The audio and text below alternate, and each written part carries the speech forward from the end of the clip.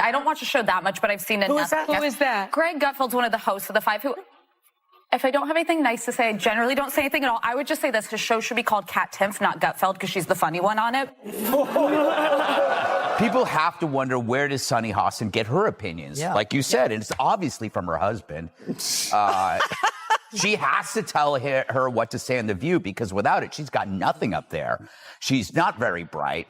But the problem with her is that she went full racist.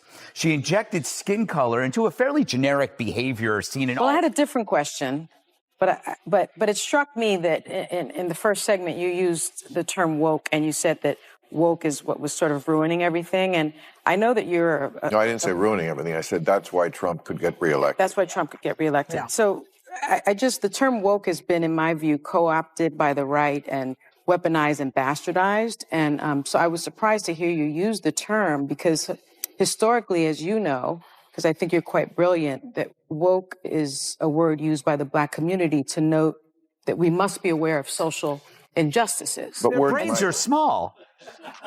But who's the dumbest one of all? True, none of them are in Mensa, but who's the most densa? Perhaps it's Sunny who mastered the art of making idiots look smart. Now, The View could ask a mirror who's the dumbest one of all, but there's no way that glass doesn't shatter. How do you define wokeness? Because I hear people use the term all the time, and it means something different to everybody. Well, again, I think it's this collection of ideas that are not building on liberalism, but very... Morning's hell claim that my name doesn't ring a bell. It's time for... Our view on The View. Ugh. Obsessed with a lot of things that make me laugh every single day of my life, and you, little lady, are right up there with them. I'd love to have you on our show sometime. We'll even stock the green room with your favorite frozen mice. That's what you feed them. This was not a debate, it was a full-on takedown. This wasn't a petty eye-roll moment, it was a televised massacre. Gutfeld didn't just clap back, he dismantled the double standards live and without a filter. Bill Maher showed up armed with that savage, dry humor and dropped truth bombs like he was doing spring cleaning on national TV. If you still think daytime television is just coffee chats and safe takes, think again. This wasn't Hot Topics, this was a code red moment. Someone should check if the studio carpet even survived, because the fallout was messy. There were no breaks, no filters, and absolutely no survivors. These two didn't just criticize The View, they dragged the entire show like it stole their lunch money. So what exactly did Maher and Gutfeld expose? Let's break it down. Because this pairing? It's anything but natural. Gutfeld, the sarcasm-loaded conservative who rolls his eyes like it's a reflex. Maher, the blunt liberal who thinks cancel culture is scarier than climate change. So when they team up to roast The View, yeah, it's a full-blown crisis on that couch. And the roast? It was spicy. While New York was busy pulling sausages off the shelves for plastic contamination, yes, that's real, Gutfeld and Maher were cooking something even hotter. The truth, served sizzling and seasoned with enough salt and shade to feed the entire internet. Super far right, and I can't say it enough. I think they're the bigger threat. But don't tell me that the left hasn't changed. Mm-hmm. I'm old enough to remember when it was the conservatives who hated the Jews. Yeah. Okay. That was a joke. But, Too dark. He could run for president and probably win. But there she goes again, playing the race card. She's more predictable than gas after a cheesy Gordita Supreme at Taco Bell. For someone named Sunny, she sure is cloudy. Sausage maker Johnsonville is recalling more than 42,000 pounds of pork sausage for possible contamination with plastic fibers. Fortunately, authorities were able to track all 42,000 pounds to a single location in New York City. Destroyed. How do we do that? It's a war. I don't know how to do that, and you don't know how to do that. I assume the Israeli... Of course, everybody is, but that's what happens in a... If The View is your favorite show, you might be a little slow. Yes, it's time for... Our view on The View. Very serious music. As for The View, that show is no longer a cozy conversation. It's a verbal mosh pit with coffee mugs flying and facts disappearing faster than the opening credits. Logic? That panel hasn't seen it since season 17. Throw a Nobel Peace Prize winner into that chaos and give it 5 minutes, they'd be checking their mug for confusion instead of caffeine. The View isn't breaking down ideas anymore. It's shouting, posturing, and fake concern served with a smug smile. Then Greg and Bill stepped in. Suddenly, it wasn't left versus right. It was common sense versus a circus act. Gutfeld, who's basically made mocking The View a personal hobby, went off like clockwork. At this point, when a painless drops a wild take, he doesn't even blink, he just rolls his eyes so hard the earth tilts. His go-to jab? That the show pretends to offer different perspectives, but really it's 5 people yelling the same opinion, each convinced they're the smartest person in the room. Greg even joked that watching The View is like being stuck in a group project where no one did the homework, but everyone is acting like the valedictorian. This time, he didn't just roast the format, he aimed directly at the cast, and it got brutal. Gutfeld lit up Joy Behar for revising history mid-sentence, dragged Sonny Hostin's "I said it, so it must be true" energy, and clowned Whoopi Goldberg's shift from lead moderator to confused daytime philosopher. And the MIC drop? Greg said Joy only understands racism when it's in costume, because she once dressed as a black woman for Halloween. Yes, that actually happened. And the kicker? Joy wasn't even on the show that day. Greg joked that Mondays must be her official pasture days, a weekly snark retreat to recharge her sarcasm batteries. He compared it to that one friend who always has a conveniently timed aunt's funeral whenever plans come up. Maybe Joy just needed time to sort through her hate mail, and that's just from her own co-hosts. By the way, out there, that hat that you keep wearing, that red hat that says "Make America Great Again," that tells people that you go along with this. So you might as well just put a swastika on the hat. Don't do that. Let's not do that. Because we see it anyway. I'm not going to defend Donald Trump ever, but I would never say that we should put the swastika on the cap, because I think you can hate Donald. Joy is a wonderful human being, and she should not be afraid that people are going to attack her because she said that thing about the swastika on the cap. Well, she does not think that as you said to me in the break, you do not think that all the people who are for Trump are Nazis. No, I don't. You don't. I just want them to pay attention to words like vermin and poisoning. To Greg, The View isn't a talk show anymore. It's a therapy session where the therapists walk out halfway through, and the guests are just emotional tackling dummies. But behind all the mockery, Greg actually drops a real point. He says the show stopped being about dialogue a long time ago. It's not "let's hear different perspectives," it's "admit you're wrong or get steamrolled." There's no space for actual disagreement, just dramatic sighs, whispered shade, and side eyes so sharp they could slice egos. And if you're lucky, just maybe, you'll get a full sentence out before someone jumps in with a smug smirk and a fact-free interruption.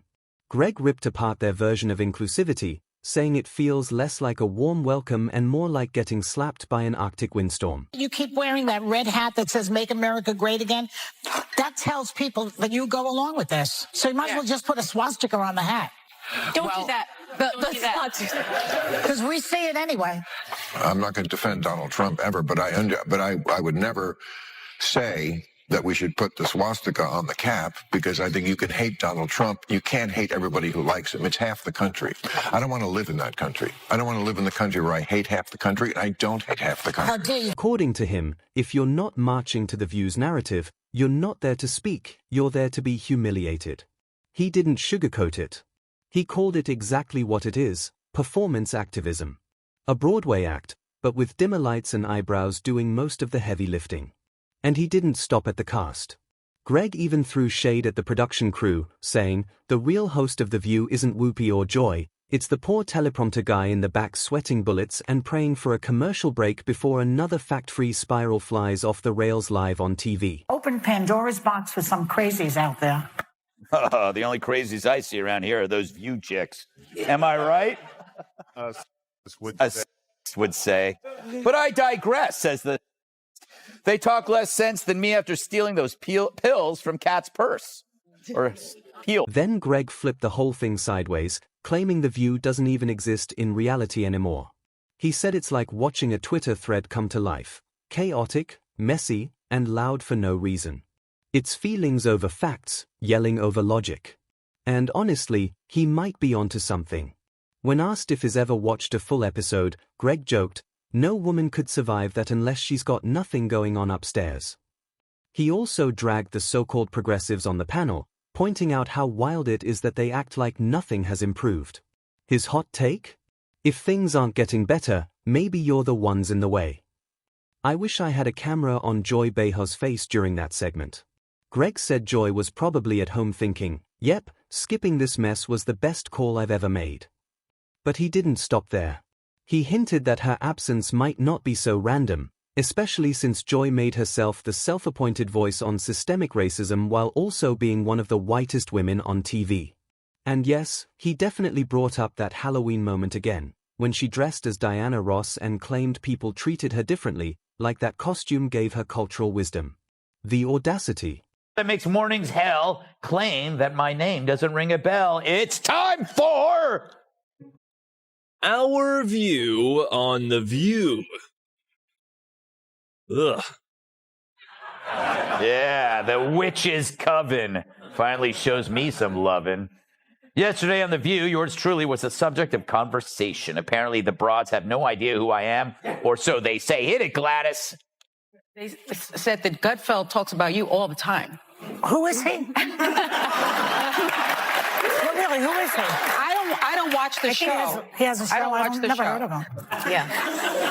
I guess he's just obsessed with me. No. Next, Joy's going to say she's never heard of carbs. Seriously, her denial of knowing me is as believable as her red hair. But obsession? I mean, come on, Joy. Where would you even get that idea? Like Joy Behar's face, it's looking worse and worse by the day. More full of crap than Joy Behar after a night of scotch and Taco Bell. Her being named Joy is like me being named ugly. Joy wasn't there on the show. Apparently Mondays are her days off when she feeds in the pasture. It now smells like a humid day inside Joy Behar's moo-moo. The motives stink worse than Joy Behar's job. I mean, assuming she jogs. Oh, wait, there she is.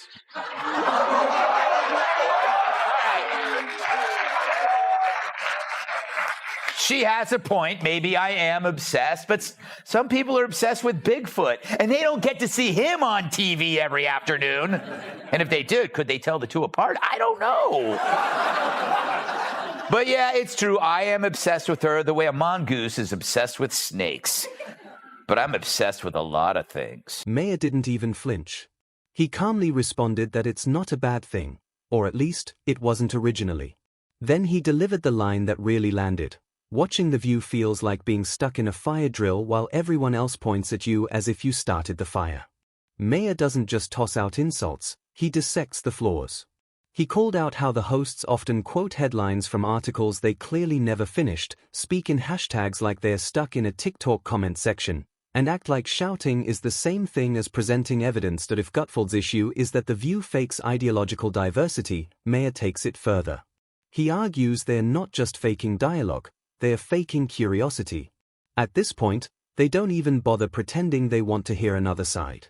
Maher's criticism doesn't come with yelling, it comes with weary disappointment, like a professor watching on a student's turn in a report written in crayon. That sigh of his? It stings more than any insult, but here's the twist. Despite their political differences, Gutfeld and Maher somehow arrived at the exact same brutal conclusion. The View is no longer a panel, it's an echo chamber, the loudest one on television. According to both men, it's not even pretending to be anything else anymore. After all the smoke cleared, Greg and Bill stood shoulder to shoulder on the same battlefield with the same verdict. The View has stopped being a talk show and turned into sketch comedy without the laughs. Is this Joy speaking? The same Joy? The same Joy that paraded around in blackface not too long ago? Come on, Joy. I don't think you should be asking these questions. I am an African American. Excuse me. Come on, Kim. Excuse me. I have to say something to you.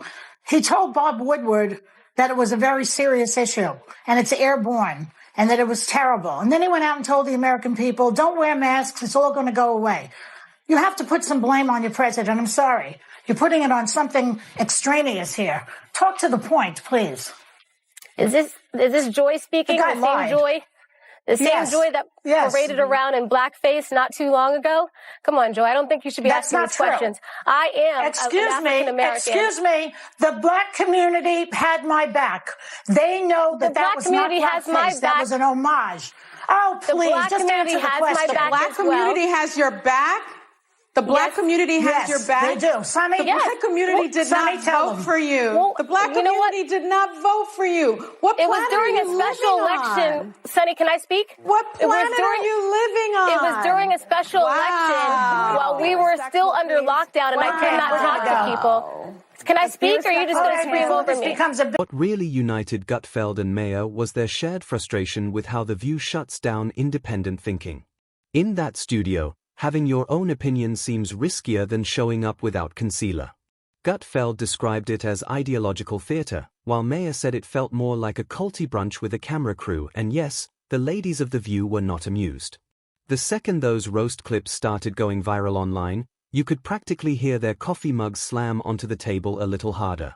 They tried to clap back, a vague comment here, a forced joke there, but it all felt like trying to put out a wildfire with body glitter, all sparkle, no real impact. In all its self-righteous glory, The View has slowly turned into the very thing it claims to oppose, preachy, predictable, and completely disconnected from reality. And the fallout? It was pure cringe. Maher dropped one of his signature truth bombs when he said, "I'm old enough to remember when it was conservatives who hated the Jews." Then another voice jumped in to clarify, "This is Bill Maher we're talking about, the guy who carried the liberal torch for decades until woke culture made him a pariah. That's who Maher has been for America, the liberal who pulled no punches, and now he's being treated like a villain for not reading the same script as everyone else."